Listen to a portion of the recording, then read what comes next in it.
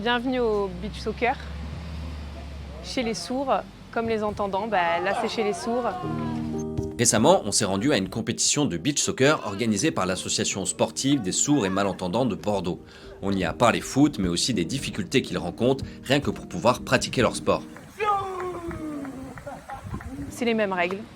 On ne peut pas changer le règlement juste pour les sourds. Ce qu'on rajoute aux règles, c'est le drapeau. Quand il y a un match chez les sourds, l'arbitre central prend un drapeau et quand il y a une faute, il l'agite.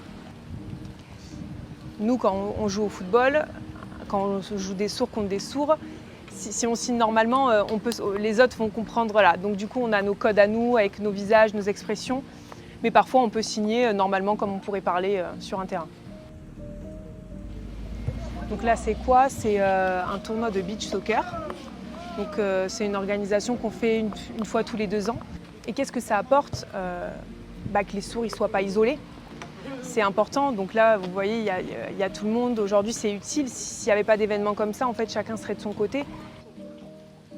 C'est plus compliqué de communiquer avec des entendants. Là, on est dans la même communauté, c'est beaucoup plus facile. L'association propose du futsal, du foot à 11 et participe aux tournois officiels tout au long de l'année. Certains de ses joueurs, comme Ayoub, ont même été sélectionnés en équipe de France. Dans notre club à nous, à SSB, notre objectif aussi, c'est dans la Gironde, on est sûr qu'il y a des malentendants qui jouent dans des clubs entendants, mais on ne les connaît pas. En fait, et ils sont aussi sourds et l'objectif aussi, c'est de les retrouver.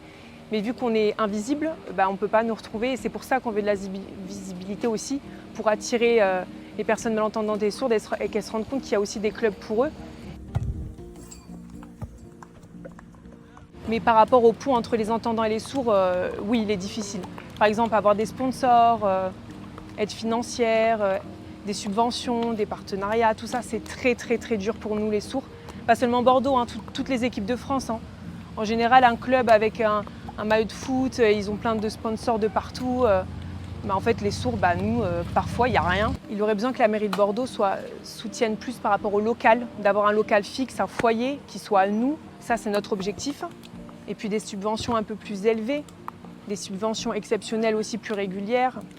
Mais ce qui changerait tout, c'est vraiment d'avoir un foyer. Là, c'est sûr que tous les sourds seraient beaucoup plus épanouis, moins isolés. C'est très important, c'est notre objectif. Contactée, la ville de Bordeaux a expliqué que cette demande est bien identifiée, qu'elle accompagne l'association dans ses démarches et qu'il n'y a pas de blocage du côté de la mairie, mais que la solution dépend de la disponibilité des locaux.